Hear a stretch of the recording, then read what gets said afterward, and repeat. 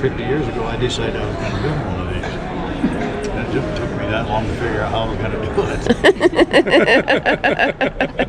it. Yeah, I wound up with this cab. It was basically in the junkyard. So I got it, and then I had the frame and stuff out of an old pickup. And I thought, you know, I got it. It'll work. I'll make it. I got a torch and a welder. Anyway, so then we bought a little Dodge pickup for a donor pickup for a motor and transmission and some other stuff. And I don't know. Went from there. Wheels and tires we ordered from Eagle in Texas. Where Eagle makes their wheels. That's where they came from. The kids in Sweet Home built me the radiator and the charge air cooler. What's the name of that place? Radiator Supply House. That's the one. Yeah. Then I decided, you know, I got a Kenworth log truck and it's crowded. If you're 5 feet tall, it might be just about right. So I cut this cab off and added 8 inches. Ah. Now the seats are back, they're down, steering wheel's down. It's like you're sitting in your car. Totally different. Then I put the Ford pickup box on here. I just like the shape and the size of it. And it looked nice. So I put that on there, and then the rear end is sticking out, so I narrowed the rear end housing about 4.5 and 5 inches, something like that. And then I tubbed the wheel wells to make up for cutting the old ones out. I had a friend of mine do the paint, and that's it. The rest of it we done at the shop, all of it. How did you decide on orange? That was a dilemma. That's a good question. Yeah.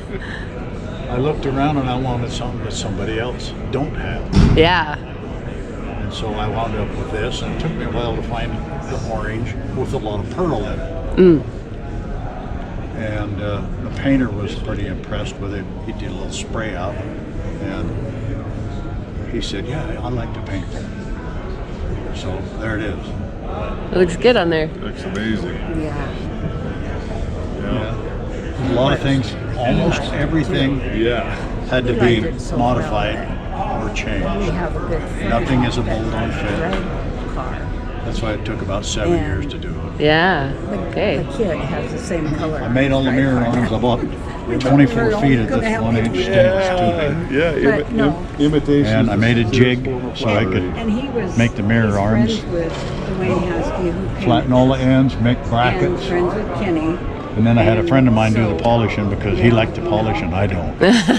We So, need to put that- your pickup and that's how my that race turned car out. next to you. Okay. It is pretty. I put the twin turbos on there. And put methanol injection on And it. you know, we didn't know that you And does it help? Yeah, He was it helps friends quite a with bit. Dwayne, and I don't know. he saw It he might make came up 150 and saw horsepower the pickup. more than stock. So he said, that's the color. Anyway, Yeah. I lengthened the control or the cross member in the front, so the wheels and stuff would be out here where they belong. Oh, yeah. And then I put an airbag on the front, air springs down here, I don't know how. little leveling valves up here. I know. And then. I don't know about the rest. Yeah.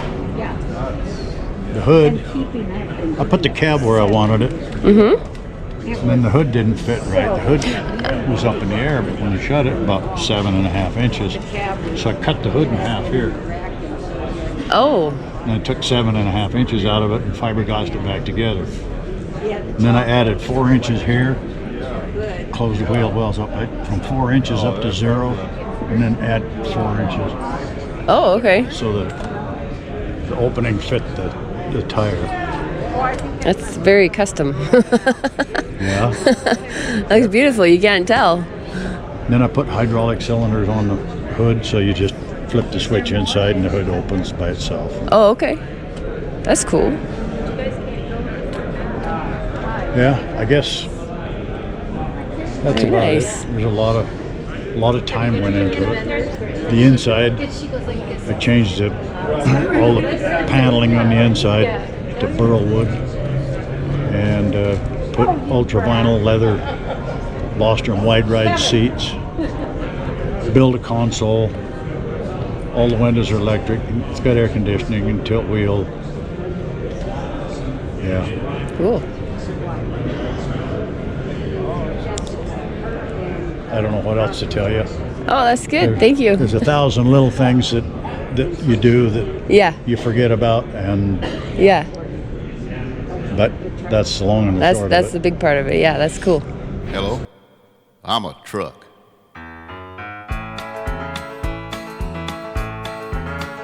You've heard songs about truck drivers, many times their story told. How they pulled out of Pittsburgh for 6 days on the road, about that Feather River Canyon, and climbing that old grapevine, that old roadhouse down in Texas, and the girls they left behind. You've heard their tales of daring, and I think that's just fine. But if you could spare a minute, well, I'd like to tell you mine. There'd be no truck drivers if it wasn't for us trucks. No double clutching, gear jamming, coffee drinking nuts. They drive their way to glory, and they have all the luck. There'd be no truck drivers if it wasn't for us trucks. Well, there he sits in that cafe drinking coffee and telling lies. Probably telling them about that hill we topped 10 miles back. Or to tell him how he missed a gear in that Volkswagen bus full of hippies past us like I was sitting up on jacks. Or how he missed that curve over on 66. Hadn't been for me hanging on the shoulder, well, we'd have both wound up in the ditch. If we're on time, he takes the credit, and if we're late, I get the blame. Up those hills with shutters open, my stacks are running flame.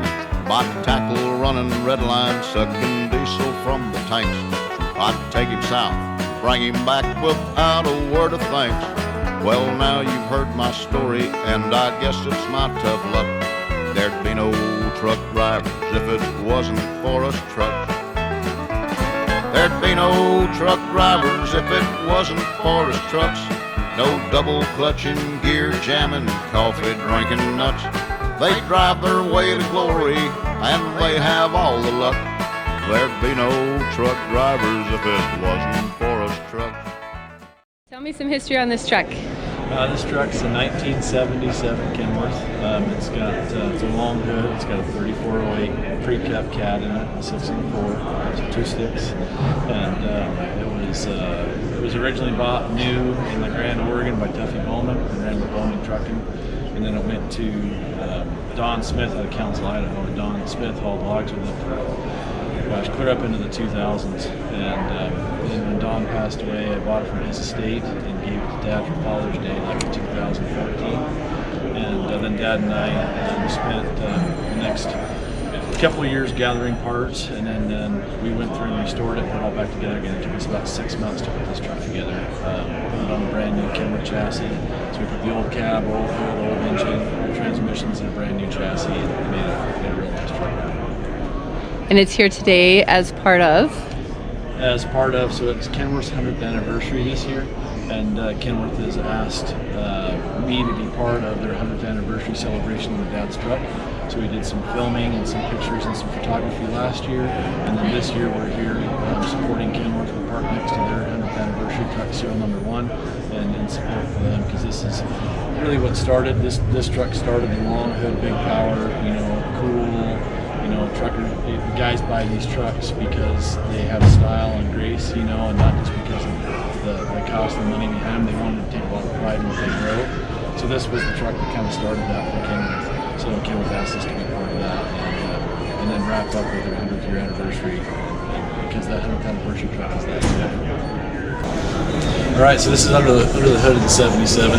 It's got a 3408 cat. It's a pre-cap motor turbo afterburner. So it's the original engine of the truck that came in 1977. It's been rebuilt one time that we know of. and the guy who owned it, Don Smith, took really good care of it. So it was awesome that the original engine's in it. It's a retarder motor, and as far as transmissions goes, it has a 6-speed and a 4-speed, so a 1463 A main and a 1241D auxiliary. So it makes this truck run out really great. It's got 355 ATHS 404 Eden rear ends and AG 400, so it came with that ride. So that's all the brand new chassis stuff. So it's got modern front axle, modern rear ends, but the engines and transmissions and cabin hood are all original. So. Tell me about the name of the truck. The name of the truck. So my dad named this truck the Miss Lisa. So the first truck he ever drove, he named after my mom, Miss Lisa, and that was when they met 50 years ago. And the last truck that he unfortunately ever drove, he named Miss Lisa. So kind of a fitting end, kind of bookends on a lifetime of trucking, and this is quite a piece of work and quite a piece of art, in my opinion, that Dad and I built together to kind of memorialize him, and I'm really glad I got the opportunity to build this truck with him, and happy to put my mom's namesake on it. Thank you.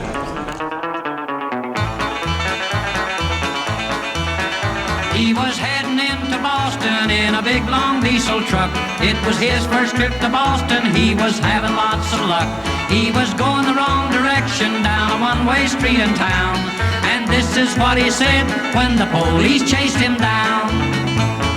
Give me 40 acres and I'll turn this rig around. It's the easiest way that I've found. Some guys can turn it on a dime or turn it right downtown, but I need 40 acres to turn this rig around. When he finally found where to unload, he had a dreadful shock. His trailer pointed toward the road and his cab right to the dock. And as he looked around him, through his tears he made this sound: oh, give me 40 acres and I'll turn this rig around. Give me 40 acres and I'll turn this rig around. It's the easiest way that I've found. Some guys can turn it on a dime or turn it right downtown, but I need 40 acres to turn this rig around.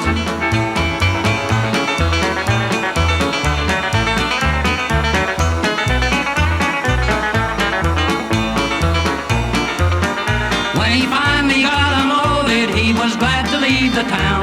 He was very, very happy going back to Alabama. When up ahead he saw a sign said, you are northward bound. He said, give me 40 acres and I'll turn this rig around. Give me 40 acres and I'll turn this rig around. It's the easiest way that I've found. Some guys can turn it on a dime or turn it right downtown, but I need 40 acres to turn this rig around. He was driving down the right lane when ahead he saw a sign, and he had to make a left turn, but he could not get in line. And the tears were streaming down his cheeks, and they all heard him yell, give me 40 sticks of dynamite, I'll blow this thing to give me 40 acres, and I'll turn this rig around. It's the easiest way that I've found. Some guys can turn it on a dime or turn it right downtown, but I need 40 acres to turn this rig around.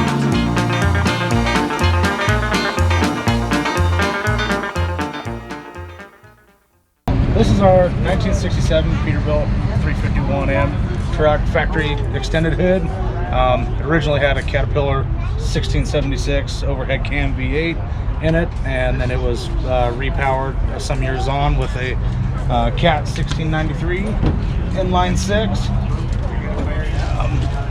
The 1676 was just kind of a failure of an engine in the truck, so the Peterbilt was repowering these, taking them back and replacing them with the 1693 because they were a strong engine and very reliable for its time. And yeah, the gentleman that owned it before, he passed away a couple years ago, and his wife got a hold of Larry Lemmons, the owner, and asked him if he was still interested in buying the truck, and he said yes. So it got shipped out from Gus Proper from New Jersey, and it got shipped out about 2 years ago. And basically exactly how it is how it's been its whole entire life. The original paint scheme that's still on it is on it. So it has a 1693 single turbo, and it's got a 4-on-4 Spicer main, Spicer auxiliary boxes in it. single stack, has a 32-inch Mercury sleeper on it. That's just a really nostalgic touch to the truck. Cam Lavin, a Peterbilt historian, used to own the truck, so he owned it for like I think about 20 years or so. So a lot of people know this as the Cam Lavin truck or the Lavin truck. So yeah, it just got has a lot of history.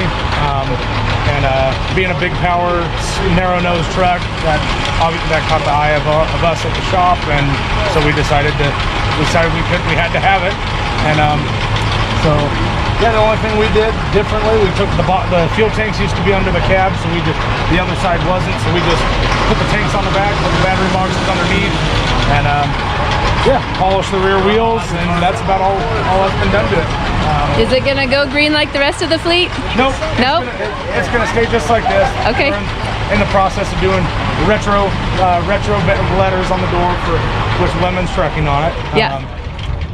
Yes, that's the company that I work for. Is Lemmons Trucking out of Longview, Washington, and we haul bark and wood chip products all throughout the Pacific Northwest, and yeah, we have a fleet of about 40 trucks. They're all Peterbilt 379, 389 cat power trucks, and we run basically everywhere. Washington, Oregon.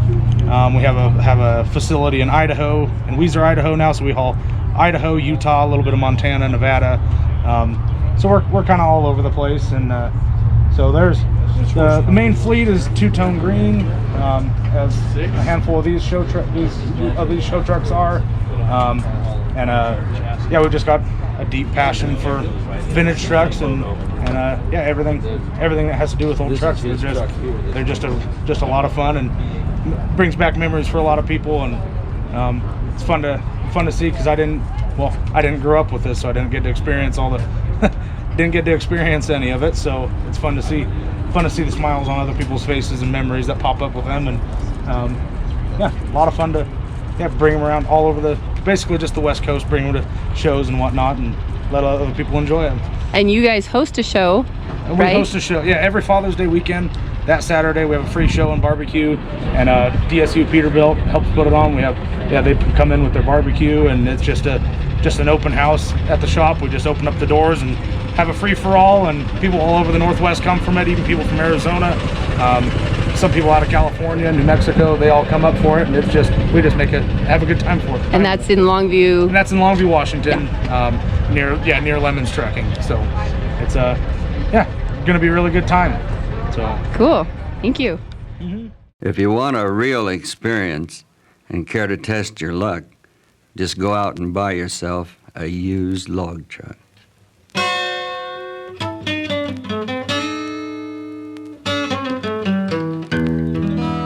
You can pick one up off of most any lot. Nothing down, mortgage everything you got. Then you get your permits and your PUCs, and you feel like a king, about as tall as the trees. The world's a ripe cherry ready for you to pluck, 'cause at last you've got your own used log truck. Well, things start happening that you didn't count on. She comes all unglued and your money is gone. So what you do then is go into town and establish credit in a few places around. You're a businessman now, and with any kind of luck, you can pay 'em off quick with your used log truck. Then you and the head loader go a couple rounds, and he gives you 3,000 feet that weighs 80,000 pounds. Now the scaler's a crank, deaf and dumb, got bad eyesight and an extra long thumb. The weigh station's open, just your rotten luck. There goes the next payment on your used log truck. Then you start blowing tires faster than you can count 'em, so you charge a new set, and when you have the man mount 'em, you feel kind of bad about the bill you just made, 'cause your fuel bill there is only half paid. But you smile and assure him he won't get stuck, 'cause you can get rolling now with your used log truck. When you do get the haul you work on it all night. Pretty soon, you and your wife have a fight. She don't understand, it's just gotta be. She says you love that truck more than the kids and me. She cries a lot lately and complains and howls when you wipe your greasy hands on her new white towels. The wash machine is broke, the dryer motor's stuck, and so are you with your used log truck. You got a big grocery bill and you're behind on your rent. Before you get $1, it's already spent. Finally, there comes that sad, sad day when the finance company comes and drags it away. Bankruptcy then is the only way out. Man, you thought you'd never take that route. You go back to driving for a big outfit, probably the same one you up and quit. One thing about it, at the end of the day, you get out of that rig and just walk away. You go home to Mama, she's happy again, 'cause at last you got a steady check coming in. But you think about your truck and your mouth gets dry and a little bit of moisture forms in your eye and a lump comes up in your throat and gets stuck from all the memories of your used log truck.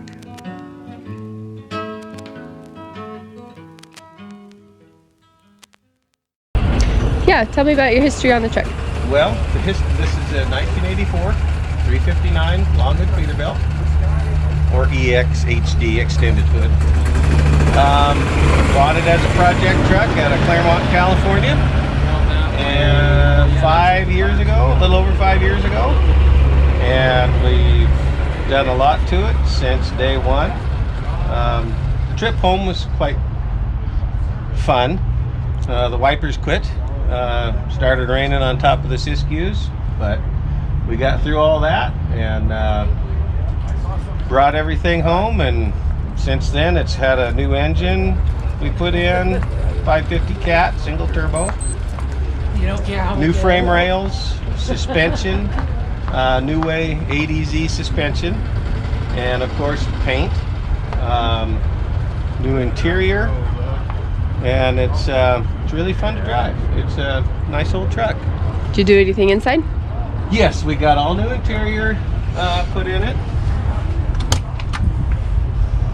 Back to the 1984 retro type stuff, so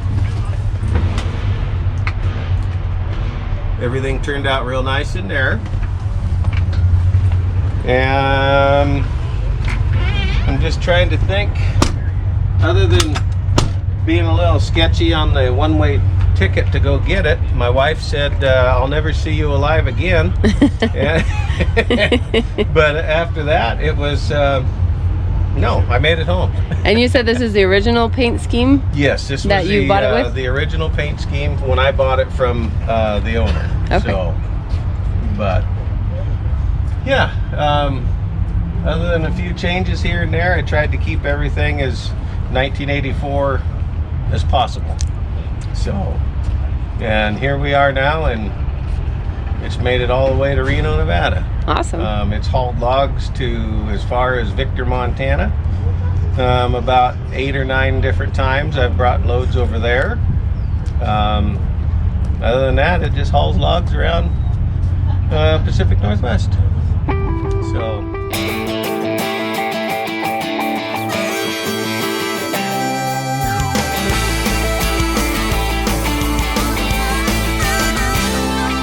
Got 2 log books, I got records to keep. I got one on my dash, one under the seat. I got the chrome polished up and she's a looking good. Oh, 600 cat purring underneath the hood. I've been home too long, it's starting to show. When I get that itch, Lord, I'm ready to roll. When you see me come and get out of my way, I got a hot load of freight, I can't be late. I wanna make my destination come a rain or shine. In my suit up, signed up, get you there by sun up. Peterbilt 379.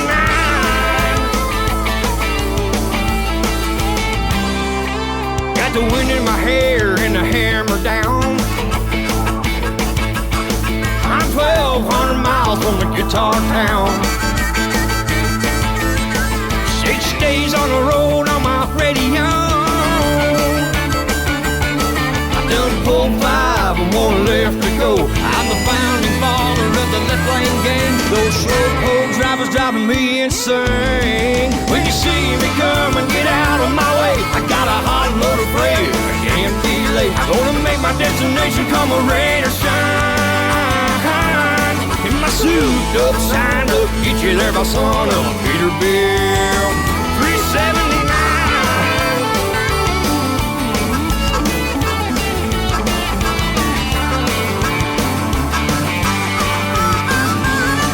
When you see me coming, get out of my way. I got a hot load of freight, I can't be late. I'm gonna make my destination come a rain or shine. In my suit up, signed up, get you there by sun up. Peterbilt 379. Suit up, signed up, get you there by sun up. Peterbilt 379. Yes, huh? 379.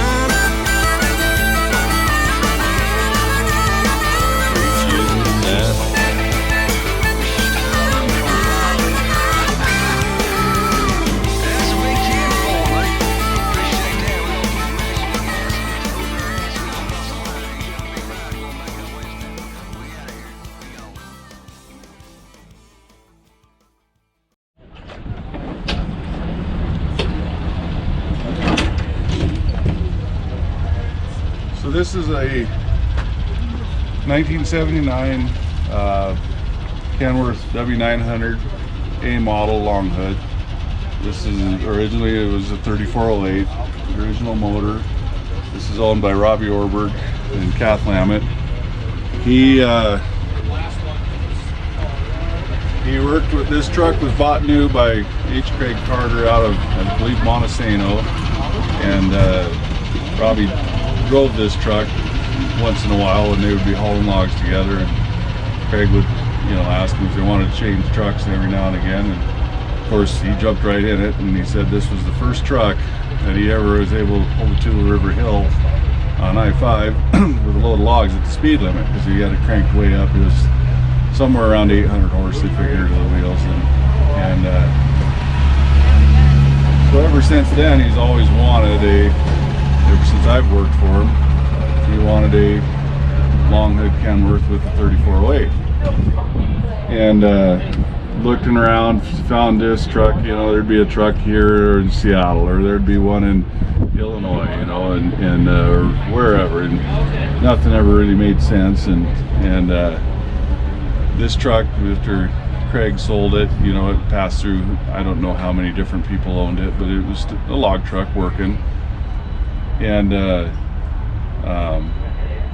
kind of got a line on it here in 2017 that a guy out of Woodland, Jay Cafferlin, owned it and was maybe looking to sell it. So we called him and we went and looked at it, and it'd been pretty well used, you know. He needed a paint job and needed a lot of work, but decided, you know, we can do it.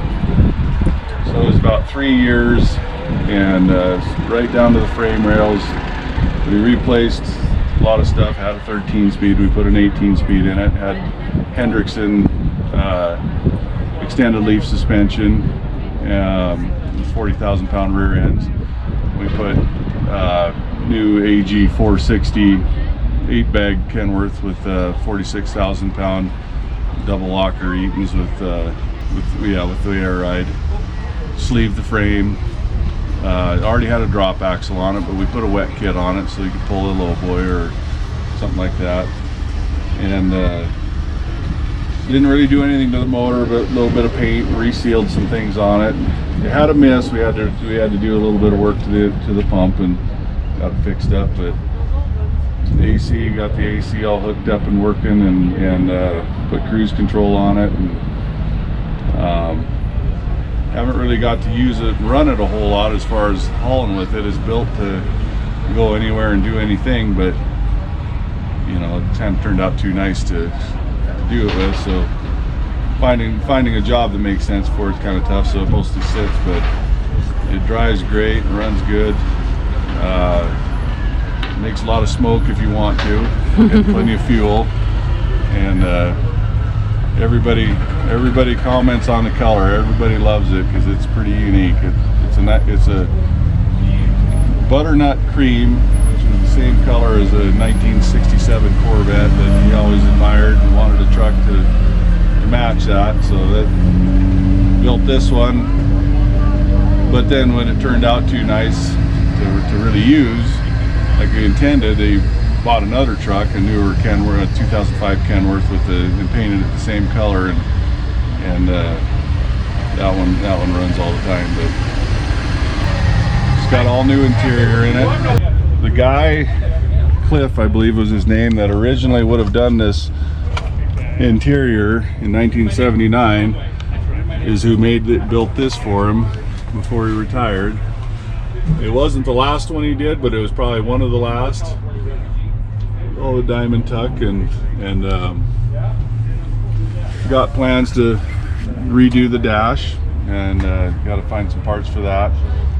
But you know, and it's never going to be probably completely finished. There's always a few little things we'd like to do to it, but